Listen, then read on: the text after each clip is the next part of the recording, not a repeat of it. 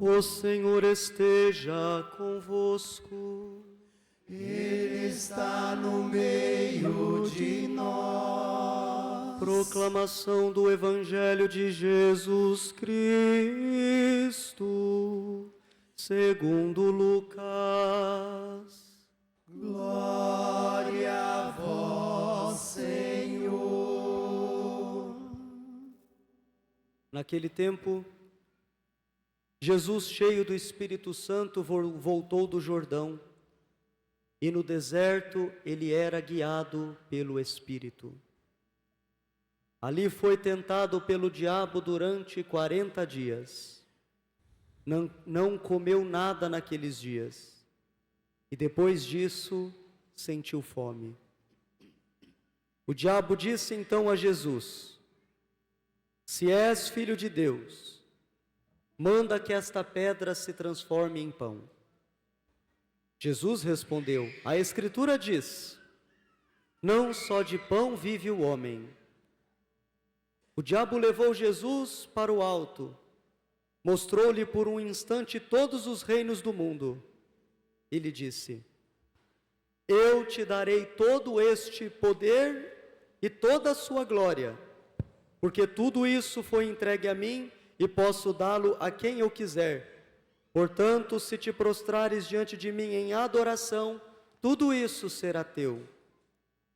Jesus respondeu: a Escritura diz, adorarás o Senhor teu Deus, e só a Ele servirás. Depois o diabo levou Jesus a Jerusalém, colocou-o sobre a parte mais alta do templo, e lhe disse: se és filho de Deus, atira-te daqui abaixo, porque a Escritura diz, Deus ordenará aos anjos a teu respeito, que te guardem com cuidado, e ainda mais, eles te levarão nas mãos, para que não tropeces em nenhuma pedra. E Jesus, porém, respondeu: a Escritura diz, não tentarás o Senhor teu Deus. Terminada toda a tentação, o diabo afastou-se de Jesus para retornar no tempo oportuno. Palavra da salvação. Glória a vós, Senhor.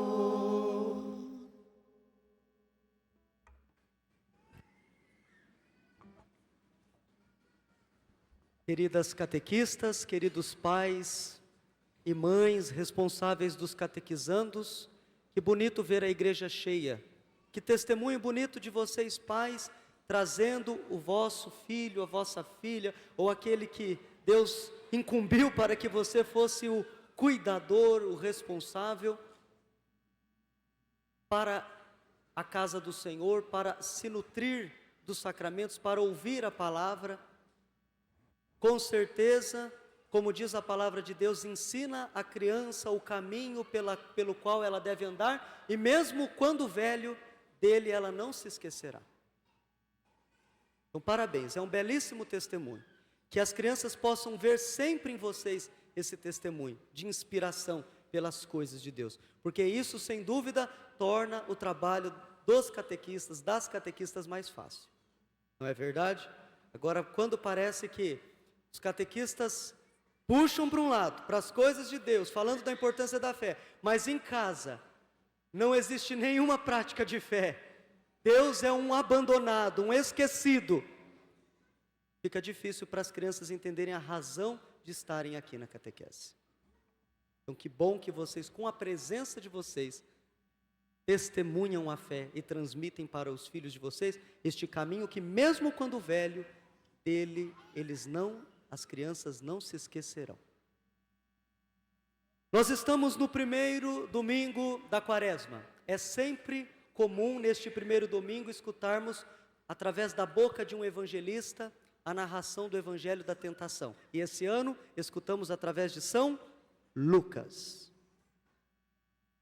O número 40, porque o Evangelho diz que Jesus ficou 40 dias no deserto. O número 40 no Antigo Testamento tem um valor simbólico. tríplice. 40 significava um tempo de purificação, um tempo de prova e um tempo de preparação. Por isso que, quando Gênesis fala do dilúvio, aqueles 40 dias que choveram, foi para o povo de fato um período de purificação do pecado que haviam cometido, porque o coração do homem se tornou perverso diante do Senhor. Foi um momento de prova, por exemplo, ali Noé é provado na sua fé, em obedecer a Deus, construir aquela arca, fazer aquilo que não era a sua vontade, não estava ao alcance do seu entendimento, mas pela obediência ele foi provado. E um momento de preparação para aquilo que se seguiria do dilúvio, o tempo novo, esta aliança que seria renovada depois do dilúvio, com aqueles que sobrevivessem.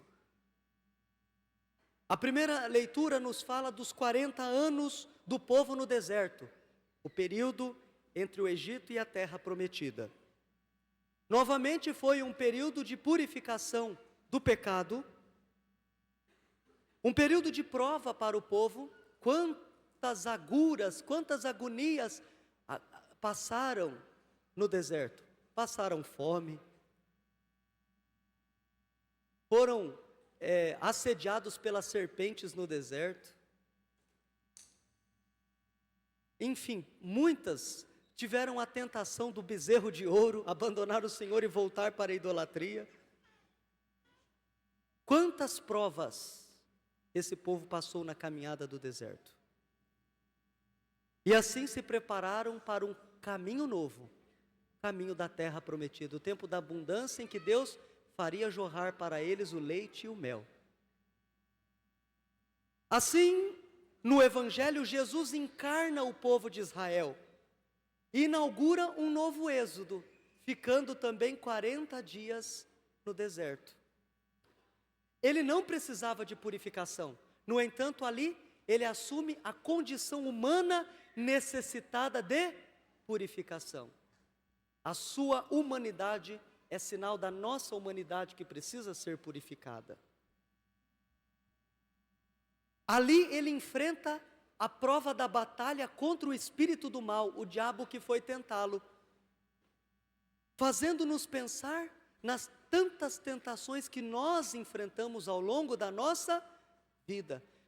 Nós daqui a pouco batizaremos as crianças e nós faremos a oração que se chama exorcismo menor, em que nós diremos: lembrai-vos, Senhor, destas crianças que deverão enfrentar muitas vezes as tentações do mal.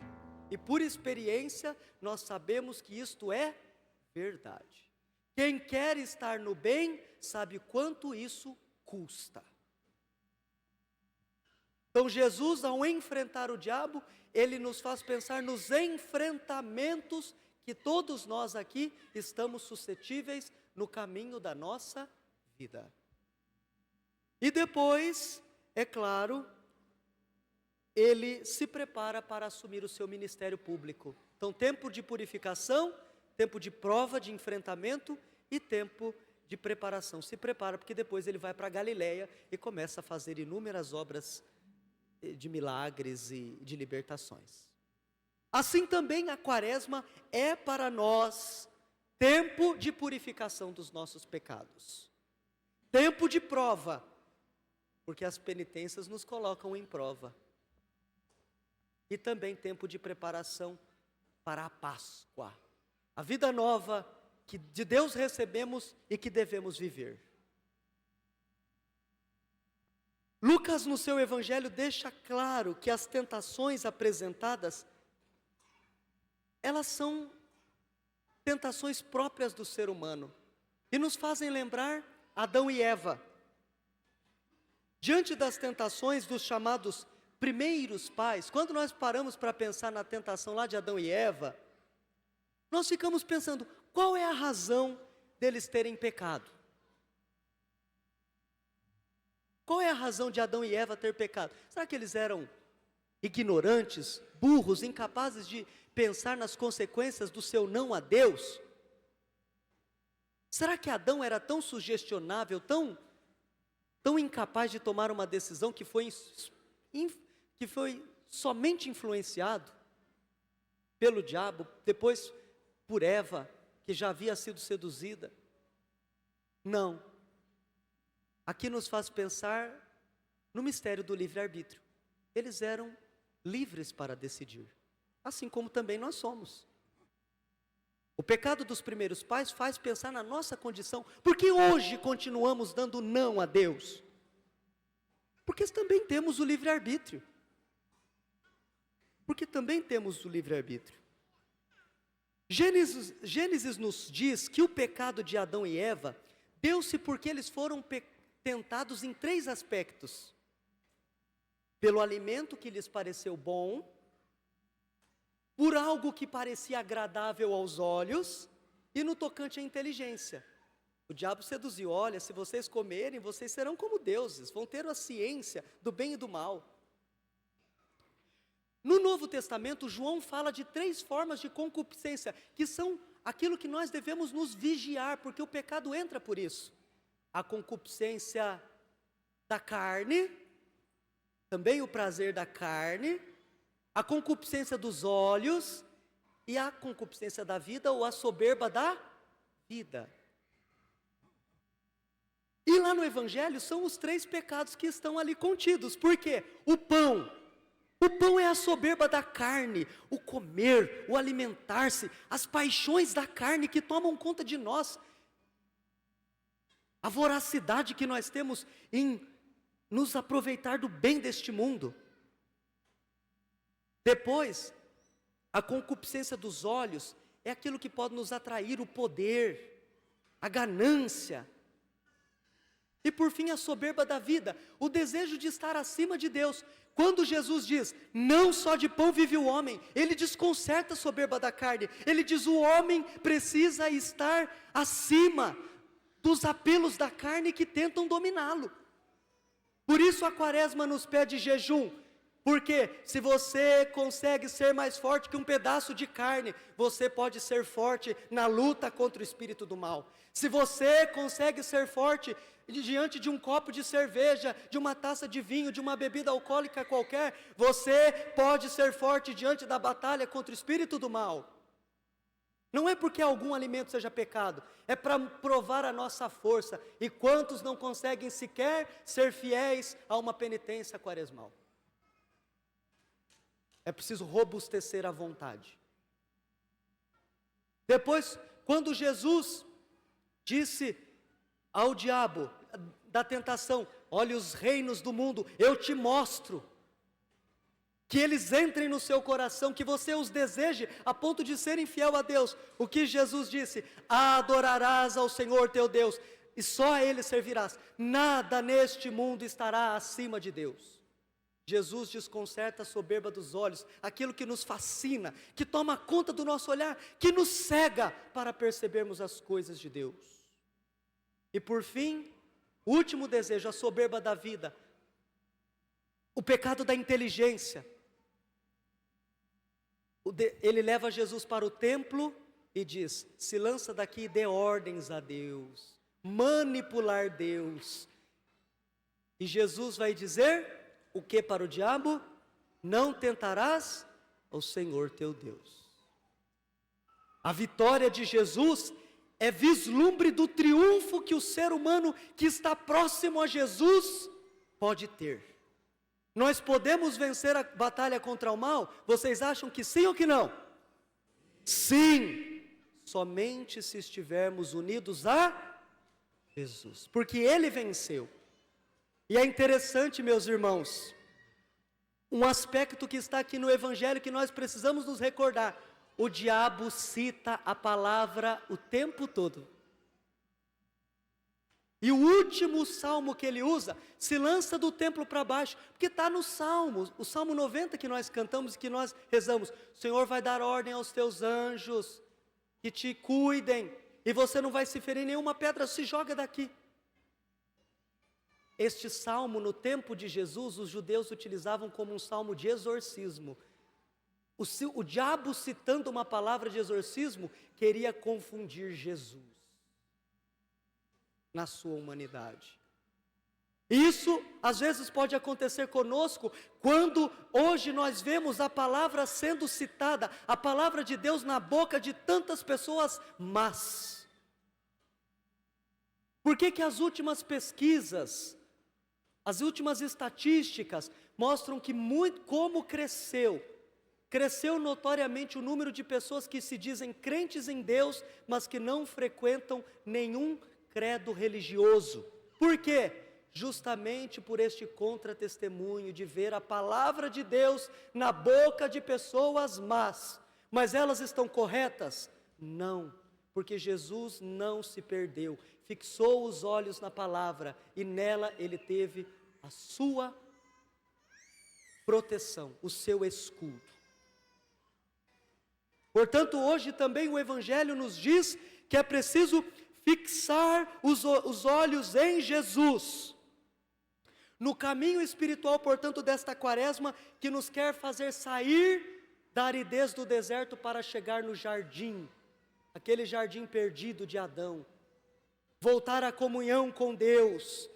Deus quer fazer a nossa vida reflorescer pela comunhão com Ele, e deve nos guiar neste caminho, a escuta da palavra, a uma oração mais constante e as penitências que vão nos fortalecendo contra os nossos tantos apegos das coisas, apego de nós e às vezes apego até do desejo de ser maior do que Deus e de instrumentalizar a Deus de acordo com a nossa vontade.